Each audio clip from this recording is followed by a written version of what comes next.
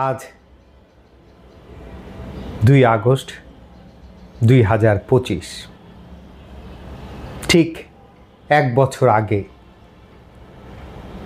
বাংলাদেশ তখন একটা উত্তাল সময়ের মধ্যে দিয়ে যাচ্ছে এবং এই দিনটি অর্থাৎ 1 বছর আগের এই দিনটির মাত্র 3 দিন পর বাংলাদেশের প্রবল প্রতাপশালী প্রধানমন্ত্রী শেখ হাসিনা, যাকে এখন বাংলাদেশে ফ্যাসিস্টের প্রতীক মনে করা হয়,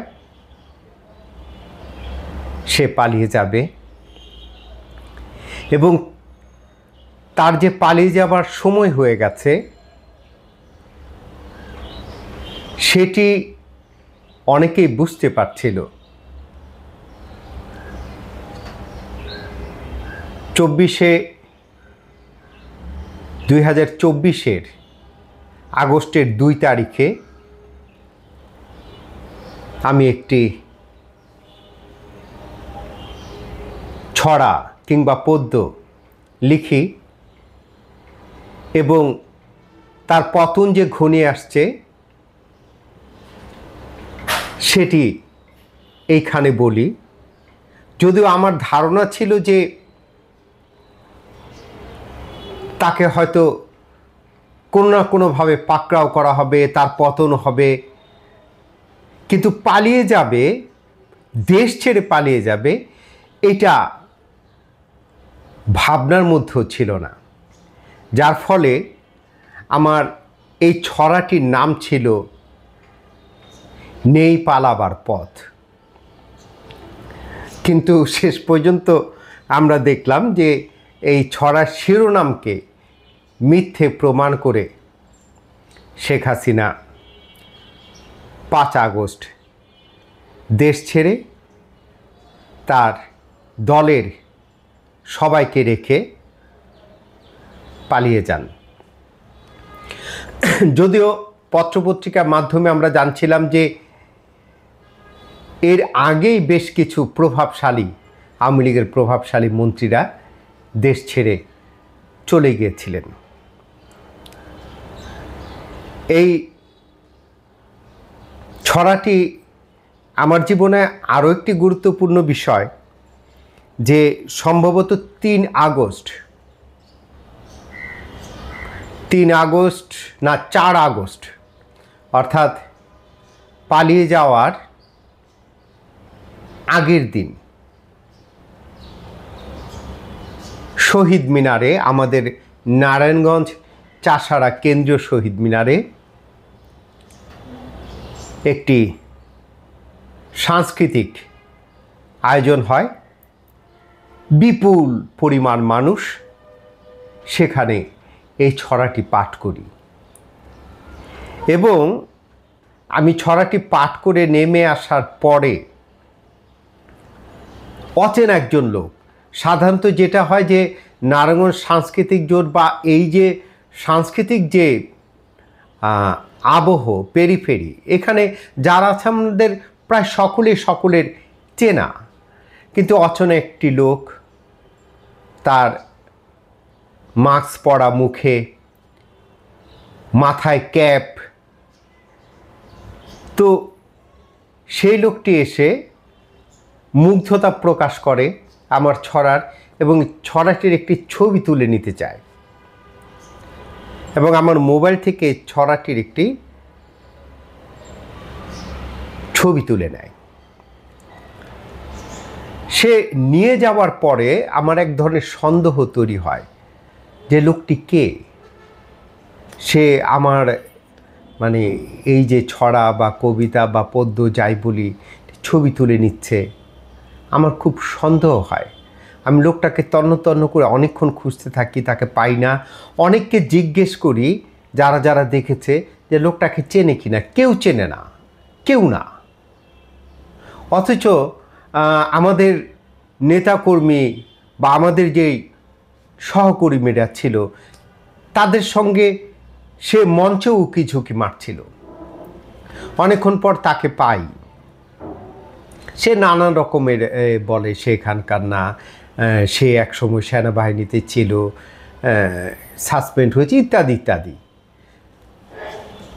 আমার সন্দেহটা অটুট থাকে এবং এক ধরনের উদ্বেগ যে তৈরি হয় না তা নয়, কারণ খুব টালমাটাল একটি সময়।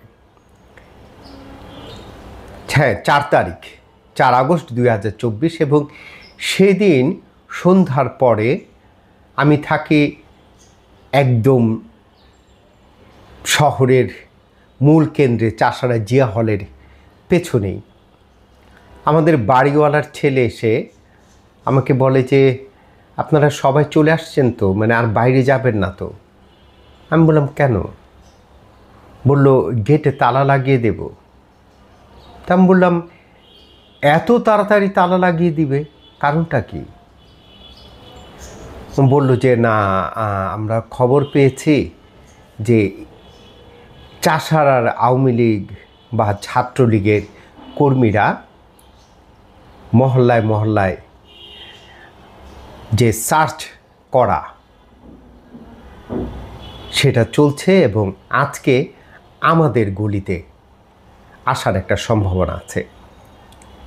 ইতিমধ্যে তখন যাত্রাবাড়ি সহ নানান জায়গায় আমরা মানে অলরেডি খবর পেয়েছি যে ওপর থেকে হেলিকপ্টার দিয়ে আলো ফেলে, সার্চ লাইট ফেলে, এবং অনেকটা 71-এ মুক্তিযুদ্ধে যেটা হয়েছিল যে জামাত ইসলামের সদস্যরা পুলিশ প্রশাসনের লোকজনদের সাথে সাথে গিয়ে ধরিয়ে দিত, বাড়ি বাড়ি সার্চ করত, অনেকটা সেই অবস্থা চলছিল।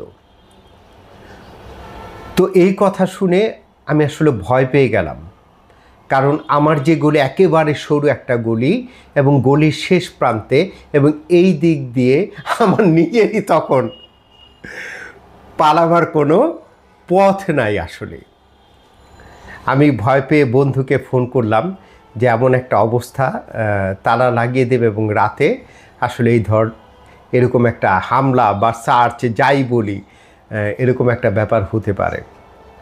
এবং বন্ধু বলল যে বাড়িতে তোর কোনোভাবেই থাকার রিস্কটা নেওয়া উচিত না, সুতরাং তুই এখনই মানে বাড়ি ছেড়ে চলে আয়।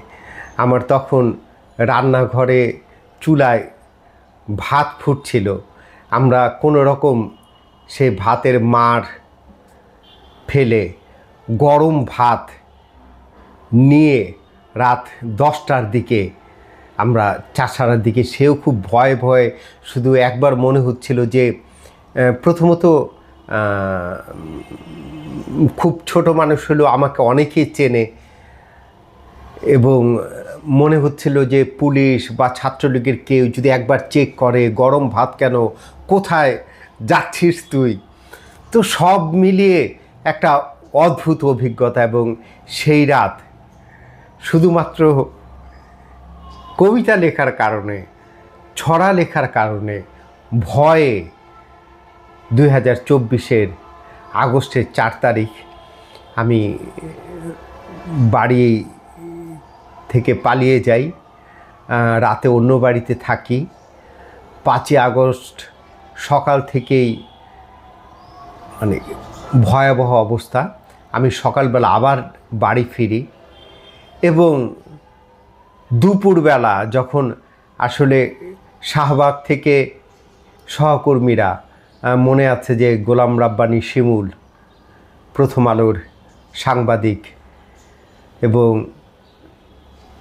নারায়ণগঞ্জের সমন্বয়ক ফারহানা মানিক মুনা, ওরা আমাকে শহীদ মিনার থেকে যখন ফোন করে এবং বলে যে পালিয়ে যাচ্ছে, তখন আমি আসলে মানে সত্যিকারভাবে আমি চিৎকার করে কাঁদছিলাম। যাই হোক, গল্পটা বলতে ইচ্ছে করলো। এবার মূলত আজকের এই দিনে 2024-এর এই দিনে আমার যে লেখা ছড়াটি নেই পালাবার পথ, সেটি এই দিনকে স্মরণ করে পাঠ করতে চাচ্ছি। এই যে তুমি রক্তে রাঙাও হাত, এই যে তোমার মিথ্যে বুলি মুখে, এই যে তুমি চাটুকারে ঘেরা, এই যে গুলি চালাও আমার বুকে, এই যে আমি মুগ্ধ কিংবা সাইদ, এই যে আমি হাজার তরুণ স্বর, এই যে তোমার অহংকারের দিকে আসছে ধেয়ে প্রচণ্ড এক ঝড়। এ ঝড় তোমায় বুঝিয়ে দেবে আজ অহংকারীর পতন কেন হয়। ওই তো তরুণ বুকের রক্ত দিয়ে তোমার পতন লিখেছে নিশ্চয়। ওই যে দেখো তোমার পাপ ও পতন লিখছে তোমার বিশ্রী ভবিষ্যৎ। ওই যে লক্ষ তরুণ কণ্ঠস্বর স্লোগান তোলে নেই পালাবার পথ, স্লোগান তোলে নেই পালাবার পথ।